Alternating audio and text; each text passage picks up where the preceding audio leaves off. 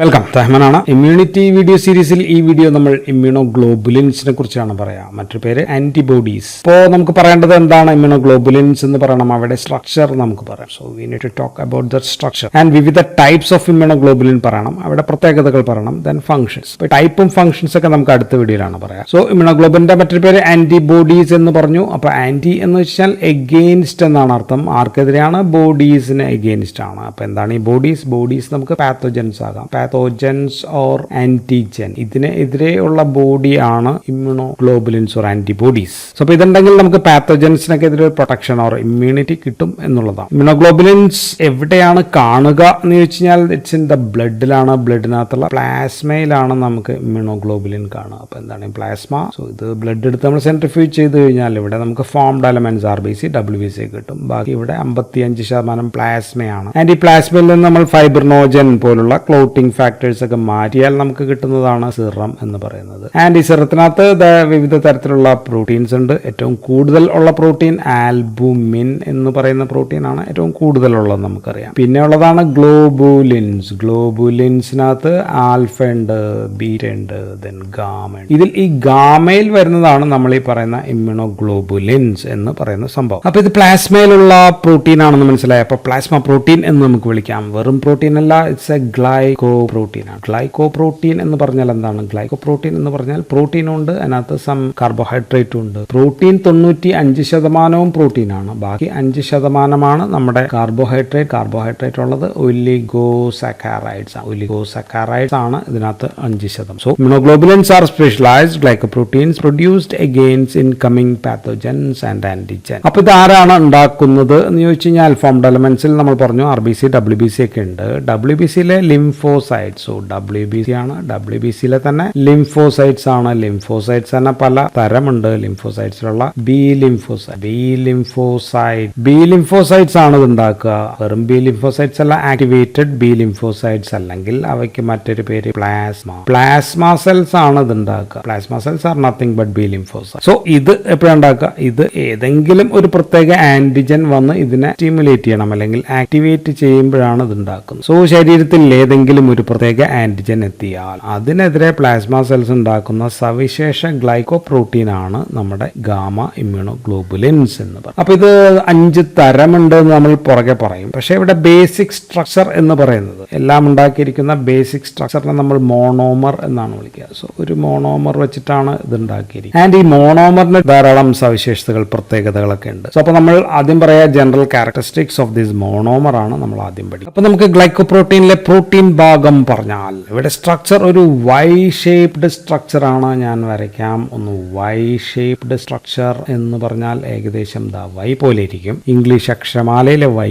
And hetero dimer ആണ്. Hetero ആണ്, dimer ആണ്. ഡൈമർ എന്ന് പറഞ്ഞാൽ 2 ഒരേപോലെയുള്ള ഭാഗങ്ങൾ ഉണ്ടാകും. അത് രണ്ടും വ്യത്യസ്തവുമാണ്. ഇത് വ്യത്യസ്തമാണ്, ഇതും വ്യത്യസ്തം. ആൻഡ് പ്രോട്ടീൻ ആകുമ്പോൾ പോളിപെപ്റ്റൈഡ് ചെയിൻസ് ആയിരിക്കും ഉണ്ടാകുക. അപ്പൊ 4 പോളിപെപ്റ്റൈഡ് ചെയിൻസ് ഉണ്ട്. 1 2 3 4. ഇതിൽ 2 പോളിപെപ്റ്റൈഡ്സ് നോക്കി കഴിഞ്ഞാൽ ഐഡന്റിക്കൽ ആണ്. ഐഡന്റിക്കൽ ഹെവി ചെയിൻസ് എന്നാണ് വിളിക്കുക. ഇവിടെ മോളിക്കുലാർ വെയിറ്റ് കൂടുതലാണ്. 450ഓളം അമിനോ ആസിഡ് ഉണ്ട് ഈ വലിയ ചെയിന്. 450 അമിനോ ആസിഡ് ആകുമ്പോൾ ഒരു 50 കിലോ ഡാൾട്ടൺ എങ്കിലും മോളിക്കുലാർ വെയിറ്റ് ഉണ്ട്. ആൻഡ് 2 എണ്ണം ഇതും നോക്കിയാൽ അത് ചെറുതാണ്. സോ ഐഡന്റിക്കൽ ആണ്, ചെറുതാണ്, ലൈറ്റ് ചെയിൻസ് ആണ്. സോ ഇത് ഹെവി ചെയിൻ ആണ്. ഇതിനെ നമ്മൾ ഹെവി ചെയിൻ എന്നാണ് വിളിക്കുക. കാരണം മോളിക്കുലാർ വെയിറ്റ് കൂടുതലാണ്, അമിനോ ആസിഡ് കൂടുതലാണ്.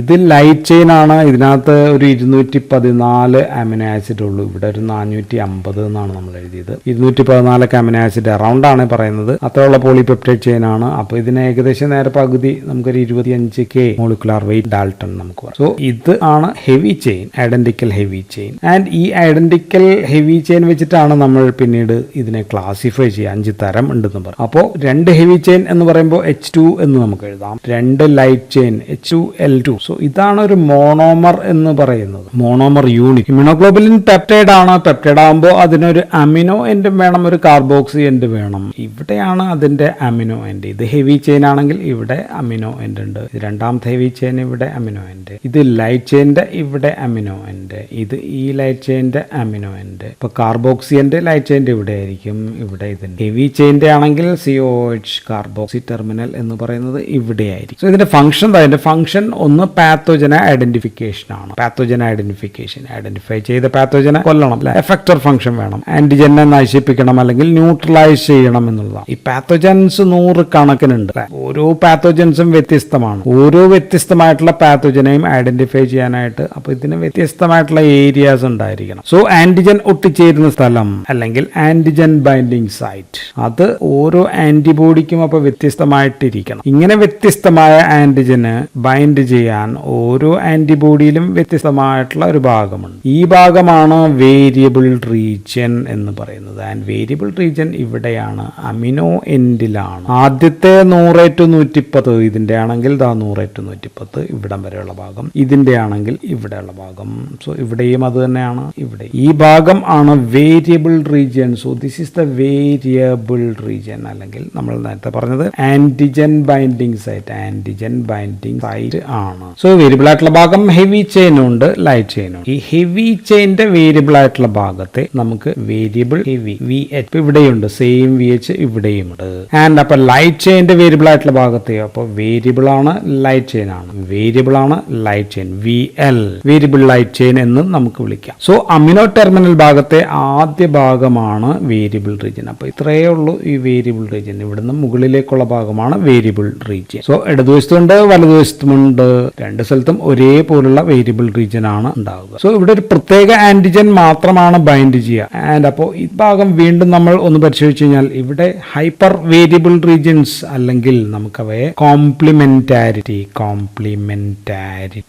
ഡിറ്റർമിനിങ് റീജിയൻസ് എന്ന് വിളിക്കാം. ആരുമായിട്ട് കോംപ്ലിമെന്റാരിറ്റി ആണ്? നമ്മുടെ ആന്റിജൻ ആയിട്ട് കോംപ്ലിമെന്റാരിറ്റി എന്ന് വെച്ചാൽ വരുന്ന ആന്റിജന് മാത്രമായിട്ട് എക്സാക്ട്ലി മാച്ച് ചെയ്യുന്ന ഒരു ഭാഗം ഇവിടെയും വേണം, ഇവിടെയും വേണം. ആൻഡ് ഇവിടെ മൊത്തം നമ്മൾ പറഞ്ഞത് ഇവിടെയായാലും ഹെവി ആയാലും ലൈറ്റ് ആയാലും ഉള്ളത് നമ്മൾ പറഞ്ഞത് ഒരു 100:110 അമിനോ ആസിഡ് എന്നാണ് നമ്മൾ പറഞ്ഞത്. ആൻഡ് ഇതിൽ തന്നെ ആദ്യത്തെ 25:35 ഈ അമിനോ ആസിഡിന്റെ ഇടയിലുള്ള അമിനോ ആസിഡ് സീക്വൻസ് ഒരു പ്രത്യേക ടൈപ്പ് ആയിരിക്കും. ദെൻ പിന്നെയുള്ളത് ഒരു 55-നും 65-നും ആ ഭാഗത്തുള്ള അമിനോ ആസിഡ് സീക്വൻസും പ്രത്യേകതരം അമിനോ ആസിഡ് സീക്വൻസ് ആണ്. മൂന്നാമത് 95-103 ഈ അമിനോ ആസിഡ് സീക്വൻസും ഒരു പ്രത്യേക സീക്വൻസ് ഉള്ളതാണ്. സോ അപ്പോൾ ഇതാണ് ഈ വേരിയബിൾ റീജിയൻ എന്ന് പറഞ്ഞു കഴിഞ്ഞാൽ 25-35 ഇവിടെ പ്രത്യേക സീക്വൻസ്, ദെൻ 55-65 പ്രത്യേക സീക്വൻസ്, 95-103 വേറെ പ്രത്യേക സീക്വൻസ് കാണും. സോ പറഞ്ഞു വരുന്നത് ഈ വേരിയബിൾ റീജിയനിലെ ഈ 3 ഭാഗങ്ങൾ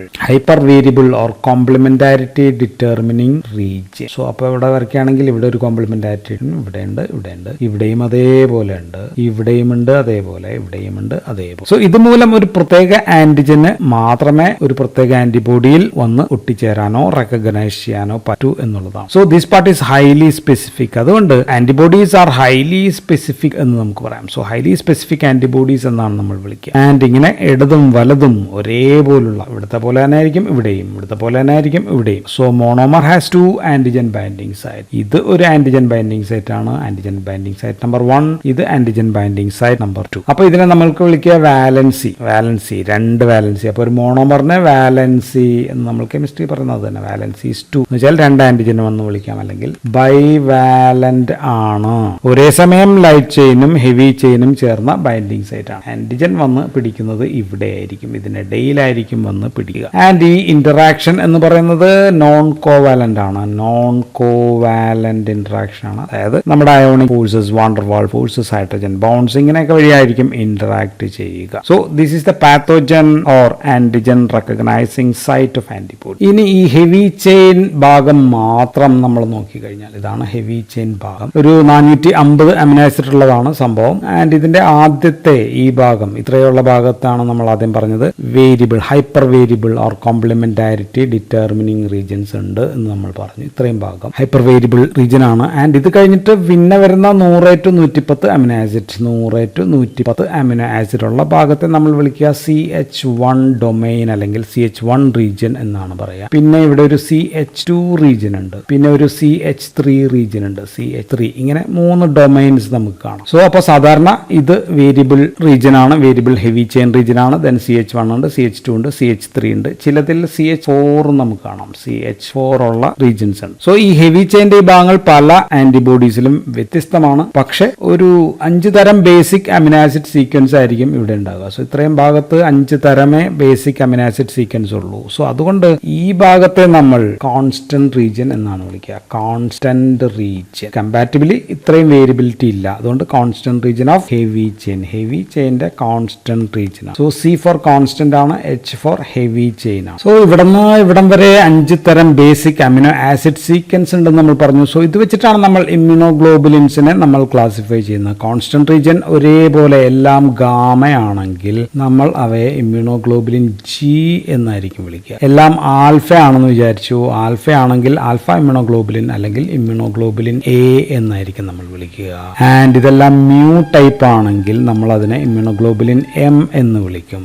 and heavy chain epsilon type ആണെങ്കിൽ നമ്മൾ ഇമ്മ്യൂണോഗ്ലോബുലിൻ E എന്നായിരിക്കും വിളിക്കുക. ആൻഡ് ഇതെല്ലാം ഡെൽറ്റ ആണെന്ന് വിചാരിച്ചു, ഡെൽറ്റ ആണെങ്കിൽ നമ്മൾ ഇമ്മ്യൂണോഗ്ലോബുലിൻ D എന്നായിരിക്കും വിളിക്കുക. സോ ഡിപ്പെൻഡ്സ് അപ്പോൺ ദിസ്, ഇതിന്റെ അമിനോ ആസിഡ് സീക്വൻസ് വെച്ചിട്ടാണ് നമ്മൾ ഇവയെ ക്ലാസിഫൈ ചെയ്യുന്നത്. സിമ്പിൾ ആയിട്ട് നമ്മൾ പറഞ്ഞാൽ ഗെയിംഡ്, GAMED, ഗെയിംഡ്, ഇതാണ് അതിന്റെ നിമോണിക്. 5 തരം. ഇനി ഇതേപോലെ ബിയോണ്ട് ദ വേരിയബിൾ റീജിയൻ, നമ്മൾ ഇതിനെ ലൈറ്റ് ചെയിനെ പറ്റി പറയുകയാണെങ്കിൽ ലൈറ്റ് ചെയിന്റെ ഈ ഭാഗം നമ്മൾ പറഞ്ഞു വേരിയബിൾ റീജിയൻ ആണ്, വേരിയബിൾ ലൈറ്റ് റീജിയൻ ആണ് നമ്മൾ പറഞ്ഞു. അപ്പോൾ ഇതോ ഈ ഏരിയ എന്ന് പറയുന്നത് ഇവിടെ അമിനോ ഉണ്ട്, ഇവിടെ COH. സോ ഇത്രയും 100 to 110 അമിനോ ആസിഡ് തന്നെ നമുക്ക് ഇവിടെയും കൂട്ടാം. ആൻഡ് ഇവിടെയും 2 തരത്തിലാകാം. സോ ലൈറ്റ് ചെയിന്റെ കോൺസ്റ്റന്റ് റീജിയനെ നമ്മൾ CL എന്നാണ് എഴുതുക, constant region of the light chain. And ഇത് 2 തരമാകാം നമ്മൾ പറഞ്ഞു. ഒന്ന് കപ്പയാണ്, 2 ലാംഡ, കപ്പ ആൻഡ് ലാംഡ. സോ IgG ആണെങ്കിൽ IgG വീണ്ടും കപ്പ ടൈപ്പ് ഉണ്ടാകാം, ലാംഡ ടൈപ്പ് ഉണ്ടാകാം. ഇതും അങ്ങനെ കപ്പ ലാംഡയൊക്കെ. സോ നമ്മുടെ ബേസിക് ക്ലാസിഫിക്കേഷൻ എന്ന് പറയുന്നത്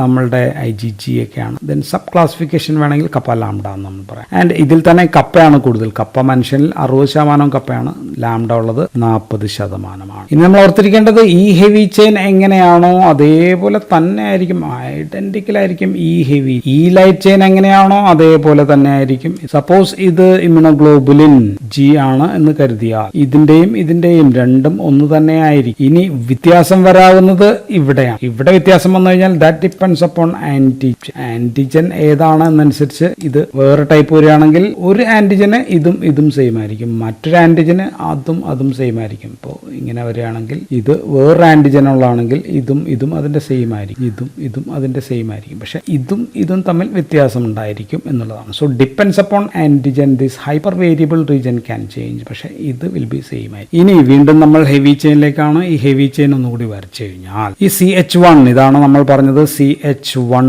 റീജിയൻ എന്ന് പറയുന്നത്. ഇതിനും അത് തന്നെയാണ്, CH1 റീജിയൻ ആണ്. CH1 റീജിയൻ കഴിഞ്ഞാൽ പിന്നെ ഇവിടെ നമ്മൾ പറഞ്ഞത് CH2 റീജിയൻ ആണ്. ഈ CH1നും CH2നും ഇടയിലുള്ള ഈ ഭാഗത്ത് ഒരു 10 to 62 അമിനോ ആസിഡിന് ഇടയിലുള്ള ഒരു ഭാഗമാണ്. ഈ ഭാഗത്തെ നമ്മൾ വിളിക്കുക ഹിഞ്ച് റീജിയൻ എന്ന് വിളിക്കും. ഇപ്പൊ ഹിഞ്ച് ജോയിന്റ് നമുക്കറിയാം. ഹിഞ്ച് ജോയിന്റ് എന്ന് വെച്ചാൽ ഒരു പ്ലെയിനിൽ മാത്രം എക്സ്റ്റെൻഡ് ചെയ്യാൻ പറ്റുന്ന ഭാഗമാണ്. സോ അപ്പൊ ഇതിനെ ഇങ്ങനെ ഇങ്ങോട്ടും ചലിക്കാനായിട്ട് പറ്റും. ബാക്കി റൊട്ടേഷൻ ഒന്നും പറ്റില്ല ഒരു രീതിയിൽ. അപ്പോൾ ഇവിടെ സംഭവിക്കുകയാണെങ്കിൽ ഇവിടെ ഒന്ന് ആന്റിബോഡി പിടിക്കുകയാണെങ്കിൽ ഇതിന് ഇങ്ങോട്ടൊക്കെ നീങ്ങാനായിട്ട് പറ്റും. സോ ഫ്ലെക്സിബിലിറ്റി കൊടുക്കലാണ് ഈ ഹിഞ്ചിന്റെ പ്രധാനപ്പെട്ട ജോലി. So this is the hinge area എന്ന് നമുക്ക് വിളിക്കാം. ആൻഡ് ഈ ഭാഗത്ത് ധാരാളം amino acids proline, cysteine, lysine, aspartate പോലുള്ള അമിനോ ആസിഡ്സ് ധാരാളമായിട്ട് കാണും. ഇനി ഹിഞ്ച് റീജിയൻ ഇങ്ങനെ ഇല്ലാത്ത ഏതെങ്കിലും ഇമ്മ്യൂണോഗ്ലോബുലിൻ ഉണ്ടോ എന്ന് വെച്ചാൽ IgMന് അതില്ല, IgEക്ക് ഈ ഹിഞ്ചുകൾ ഇല്ല. സോ അപ്പൊ പകരം അവയ്ക്ക് എന്താണ്, ഹിഞ്ചിന് പകരം ഇവിടെ CH3 ഉണ്ട്. CH3 കഴിഞ്ഞാൽ പിന്നെ ഒരു CH4 ഡൊമൈൻ കൂടി അവയ്ക്ക് ഉണ്ടാകും എന്നുള്ളത്. സോ അപ്പൊ ഹിഞ്ചില്ല, പകരം CH4 ഡൊമൈൻ ഉണ്ടാകും. പിന്നെ നമുക്ക് പറയേണ്ടത് ഡൈസൾഫൈഡ് ബോണ്ടിനെ പറ്റിയാണ്. 2 ഹെവി ചെയിൻ തമ്മിലും 2 ഹെവി, ഇത് ഹെവിയാണ് ഇത് ലൈറ്റ് ആണ്, തമ്മിലും ഡൈസൾഫൈഡ് ലിങ്കേജ് ഉണ്ട്. സോ ഡൈസൾഫൈഡ് ലിങ്കേജ് ഉണ്ടാകാനുള്ള കാരണം ഇവിടെയും ഒരു സിസ്റ്റീൻ എന്ന് പറയുന്ന അമിനോ ആസിഡ്, ഇവിടെ ഒരു സിസ്റ്റീൻ ഉണ്ടെങ്കിൽ ഇവിടെ ഒരു ഡൈസൾഫൈഡ് ലിങ്കേജസ് ഉണ്ടാകാം. സോ ഇതിനൊരു സ്റ്റെബിലിറ്റി കൊടുക്കും. ആൻഡ് ഈ ഡൈസൾഫൈഡ് ലിങ്കേജ് 2 തരമുണ്ട്. ആകെ മൊത്തം 4 സ്ട്രാൻഡ് ആണ്, 1, 2, 3, 4 സ്ട്രാൻഡ് ആണ് ഉള്ളത്, പെപ്റ്റൈഡ് സ്ട്രാൻഡ്. ഈ സ്ട്രാൻഡുകൾ തമ്മിലുള്ള ഇതൊരു സ്ട്രാൻഡ് ഇവ തമ്മിലുള്ളത് ഇങ്ങനെ ഉണ്ടെങ്കിൽ, സോ ഇവ തമ്മിൽ ഇതും തമ്മിലുള്ളതിനെ നമ്മൾ ഇന്റർ സ്ട്രാൻഡ് എന്ന് വിളിക്കും. ഇന്റർ സ്ട്രാൻഡ് ഡൈസൾഫൈഡ് ലിങ്കേജസ് എന്നാണ് വിളിക്കുന്നത്. സോ ഹെവി ചെയിനും തമ്മിലാകാം, അല്ലെങ്കിൽ ഹെവി ചെയിനും ലൈറ്റ് ചെയിനും തമ്മിലുള്ള. ആൻഡ് ഹെവിയും തമ്മിൽ നമുക്ക് എത്ര സ്ട്രാൻഡ് വരെയാകാന്ന് വെച്ചാൽ 2 മുതൽ 15 ഇന്റർ സ്ട്രാൻഡ് ലിങ്കേജസ് വരെയാകും. ആൻഡ് ഹെവിയും ലൈറ്റും തമ്മിലോ ഞാൻ ഇവിടെ വരച്ചിട്ടുണ്ട്. ഹെവിയും ലൈറ്റും തമ്മിൽ ഇവിടെ ഒരെണ്ണം. അപ്പൊ 2 എണ്ണമേ ഉണ്ടാകൂ. സോ ഒരു മോണോമറിലെ കാര്യമാണ് ഞാൻ പറയാം. ഇനി രണ്ടാമത്തെ ടൈപ്പ് ഡൈസൾഫൈഡ് ലിങ്കേജസ് എന്ന് പറയുന്നത് ഇൻട്രാസ്ട്രാൻഡ് ഡൈസൾഫൈഡ് ലിങ്കേജസ്. സോ ഞാനിപ്പോ ഇതിനെ ഒന്ന് എക്സ്റ്റെൻഡ്, അമിനോ ആസിഡ് സീക്വൻസിനെ ഇവിടെ ഒന്ന് എക്സ്റ്റെൻഡ് ചെയ്ത് അങ്ങോട്ട് വരച്ചിട്ടുണ്ട്. അപ്പോൾ ഇങ്ങനെ ഒരു സ്ട്രാൻഡ് ഉണ്ടാകാം. ഡൈസൾഫൈഡ് ലിങ്കേജ് ഇങ്ങനെ ഉണ്ടാകാം, ഇങ്ങനെ ഉണ്ടാകാം, ഇങ്ങനെ ഉണ്ടാകാം. ഇത് ഓൾറെഡി വേറെ ഉണ്ട്, ഇൻട്രസ്റ്റാൻഡ് ഉണ്ട്. ഇങ്ങനെ ഉണ്ടാകാം, ഇങ്ങനെ ഉണ്ടാകാം, ഇവിടെ ഉണ്ടാകാം, ഇവിടെ ഉണ്ടാകാം, ഇങ്ങനെ കാണാം, ഇങ്ങനെ കാണാം, ഇങ്ങനെ കാണാം, ഇങ്ങനെ കാണാം. ഓക്കെ, സോ ലൈറ്റ് ചെയിനിൽ അപ്പോൾ ഇത് 2 അല്ലെ, 2 എണ്ണം ഇവിടെ ഉണ്ട്, 2 എണ്ണം ഇവിടെ ഉണ്ട്. സോ ലൈറ്റ് ചെയിനിൽ 2 എണ്ണം ആൻഡ് 4 എണ്ണം ഹെവി ചെയിനിലുണ്ട്. ഹെവി ചെയിനിൽ 1 2 3 4 1 2 3 4 അപ്പൊ 8 എണ്ണം. അപ്പൊ CH ഇവിടെ ഒരെണ്ണം കൂടി ഉണ്ടെങ്കിൽ 10 എണ്ണം വരെ വരാം. സോ മൊത്തം എത്ര ഡൈസൾഫൈഡ് ലിങ്കേജസ് ഒരു മോണോമർ H2L2 ഇത് H2L2 മോണോമർ ആണ് ഉണ്ട് എന്ന് ചോദിച്ചു കഴിഞ്ഞാൽ അത് മിനിമം 16 ഡൈസൾഫൈഡ് ലിങ്കേജസ് കാണാം. മിനിമം 16 എണ്ണം നമ്മൾ എണ്ണി നോക്കിയാൽ നമുക്കറിയാൻ പറ്റും. ആൻഡ് പരമാവധി ഇതൊരു 31 എണ്ണം വരെ വരാം. പരമാവധി 31 എണ്ണം വരെ disulphide linkage. So it is 16 to 31 ആണ് ഡൈസൾഫൈഡ് ലിങ്കേജസിന്റെ മൊത്തം എണ്ണം. നമ്മൾ പറഞ്ഞത് ഇമ്യൂണോഗ്ലോബുലിൻസ് ആർ ഗ്ലൈക്കോ പ്രോട്ടീൻസ് ആണ്. അപ്പൊ ഇത്ര നേരം പ്രോട്ടീൻ ഭാഗം പറഞ്ഞു, അപ്പൊ ഗ്ലൈക്കോ ഭാഗം നമുക്ക് പറയണം. So glyco protein or oligosaccharides ആണ് ഉള്ളത്. ഒലിഗോസാക്കറൈഡ്സ് ആണ് ഇവിടെ ഉള്ളത്. So there contain oligosaccharides. ഒട്ടിച്ചേർന്നിരിക്കുന്നത് കോവാലന്റ്ലി ബോണ്ട് ആണ്. സോ ഇറ്റ് കോവാലന്റ് ബോണ്ട് വഴിയാണ്. സോ ഗ്ലൈക്കോ പ്രോട്ടീൻ ഉള്ളത് മൂലം മോർ സ്റ്റേബിൾ ആകും. അതിന്റെ മാത്രമല്ല more duration or more life span കൂടും. ബ്ലഡിൽ ഉണ്ടായി കഴിഞ്ഞാൽ കൂടുതൽ നേരം ഡ്യൂറേഷൻ. ഗ്ലൈക്കോ പ്രോട്ടീൻ ഉള്ളത് മൂലം മോളിക്കുലാർ വെയിറ്റും കൂടുന്നുണ്ട് അല്ലെ, അത്രയും മോളിക്കുലാർ വെയിറ്റ് കൂടി കൂടുന്നുണ്ട്. ആൻഡ് ഇത് ഉള്ളത് ബ്ലഡിലാണ് ഗ്ലൈക്കോ പ്രോട്ടീൻ. ഇതിന്റെ അപ്പോൾ സോലിബിലിറ്റി ഇൻക്രീസസ് ദ സോലിബിലിറ്റി വർദ്ധിക്കുന്നുണ്ട്. So increases the hydrophilicity or more hydrophilic ആയിട്ടും മോർ സോലിബിൾ ആയിട്ടും മാറും എന്നുള്ളതാണ് ഈ ഗ്ലൈക്കോ പ്രോട്ടീൻ ഉള്ളത് കൊണ്ട് ഗുണം. എവിടെയാണ് ഞാൻ വരച്ചത്? ഇത് CH2 ഡൊമൈൻ ആണ്. CH2. So in between CH2 domain ആണ് സാധാരണ ഹെവി ചെയിന്റെ എവിടെയാണ് സാധാരണ ഗ്ലൈക്കോ പ്രോട്ടീൻ കാണുക. ചിലപ്പോഴെങ്കിലും CH3 ഡൊമൈനിലും നമുക്ക് കാണാം. ഈ ഡൊമൈനിൽ നമുക്ക് ഗ്ലൈക്കോ പ്രോട്ടീൻ കണ്ടേക്കാം. ഇനി നമുക്ക് പറയാനുള്ളത് നമ്മൾ ഈ ഇമ്യൂണോഗ്ലോബിനെ ഇലക്ട്രോഫോറസിസ് വഴി സെപ്പറേറ്റ് ചെയ്തിട്ട് അതിനെ നമ്മൾ ചില പ്രോട്ടിയോലിറ്റിക് എൻസൈം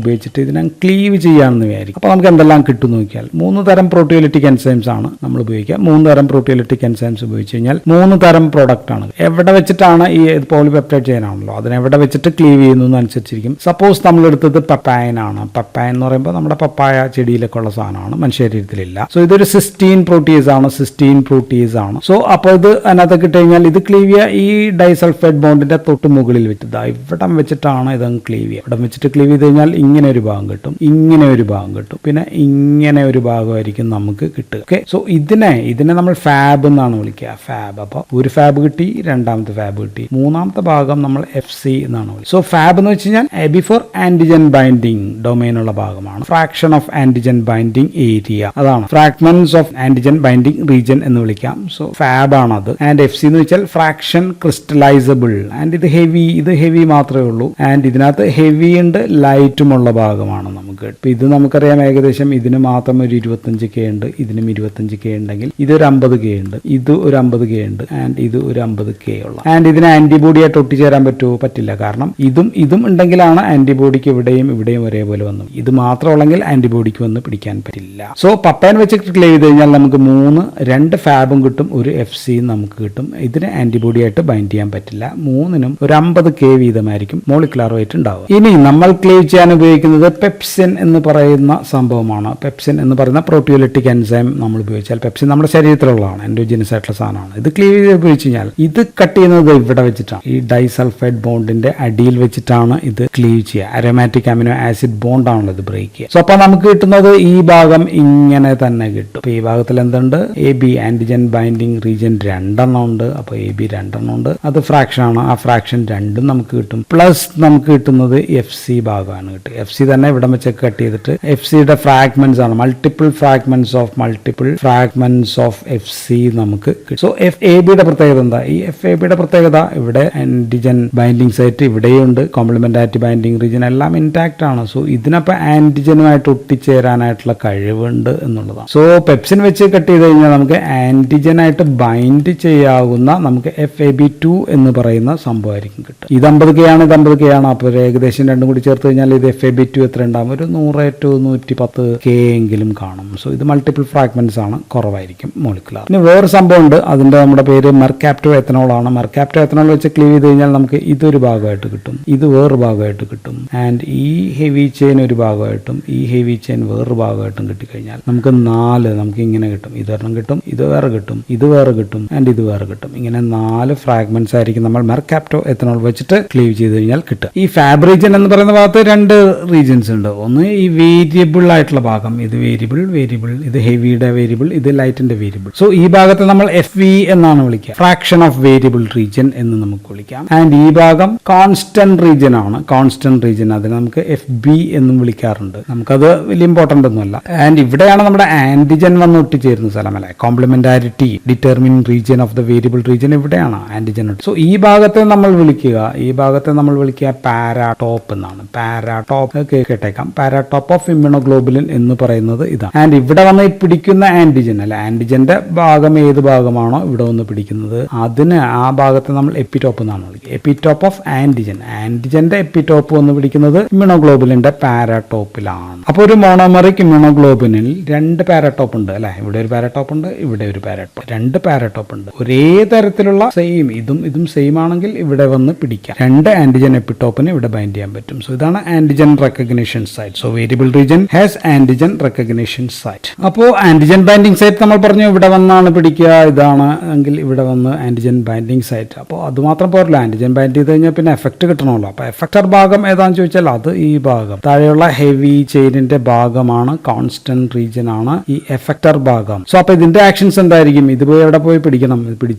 പോയി പിടിച്ചിട്ട് ഇതാ ഇവിടെ വന്ന്, ഇവിടെ റിസപ്റ്റർ ഉണ്ട്, ഇത് ന്യൂട്രോഫിലാണ് ഞാൻ വരച്ചിരിക്കുന്നത്, ന്യൂട്രോഫിൽ ഓർ അത് WBCs. ന്യൂട്രോഫിൽ വന്ന് ഇവിടെ വന്ന് അതിന്റെ റിസപ്റ്ററിൽ ഈ ഭാഗം വന്ന് പിടിക്കും. സോ അപ്പോൾ ഇതിന്റെ റിസപ്റ്റർ ആണ്. സോ ഇതാണ് ആന്റിബോഡി റിസപ്റ്റേഴ്സ് ആണ് ഇവിടെ ഉള്ളത്. ഈ ആന്റിബോഡി റിസപ്റ്ററിൽ വന്ന് ഇതാ നമ്മുടെ സംഭവം ഇവിടെ വന്ന് ഇങ്ങനെ പിടിക്കുക ആൻഡ് ഇതിനെ അകത്തേക്ക് ഇന്റേണലൈസ് ചെയ്യും. സോ അപ്പോൾ എന്തൊക്കെ ചെയ്യാം? ഒന്ന് ഫാഗോസൈറ്റോസിസ് ചെയ്യാം, അല്ലെ, ഇവിടെ ഇരിക്കുന്ന ആന്റിജൻ അപ്പോൾ ഇതിനകത്തെത്തി അതിനെ ഫാഗോസൈറ്റോസിസ്. ഇനി ഇതിന് പിടിച്ചു കൊടുക്കുന്ന പരിപാടി ഉണ്ട്, അതിനെ നമ്മൾ വിളിക്കുക കോംപ്ലിമെന്റ് സിസ്റ്റം എന്നാണ്. കോംപ്ലിമെന്റ് സിസ്റ്റം വഴി പിടിച്ചു കൊടുക്കുന്ന പരിപാടിയെ നമ്മൾ ഓപ്സോണൈസേഷൻ എന്നാണ് വിളിക്കുക. ഓപ്സോണൈസേഷൻ അല്ലെങ്കിൽ ഇവയ്ക്ക് ഓപ്സോണിൻസ് ആയിട്ട് വർക്ക് ചെയ്യാം, ദെൻ വേറൊരു പരിപാടി ആന്റിബോഡി ഇവിടെ വന്ന് പിടിച്ചു കഴിഞ്ഞാൽ ഇതിനകത്ത് എന്തെങ്കിലും ഉണ്ടെങ്കിൽ അതിനെ കൊല്ലാനും പറ്റും. അതിനെ നമ്മൾ വിളിക്കുക antibody dependent cell mediated immunity. Antibody dependent cell mediated cytotoxicity, immunity അല്ല സൈറ്റോടോക്സി. സോ ഈ 3 കാര്യങ്ങളാണ്. ഒന്ന് ഫാഗോസൈറ്റോസിസ്, 2 കോംപ്ലിമെന്റ് സിസ്റ്റത്തെ ആക്ടിവേറ്റ് ചെയ്യുക, 3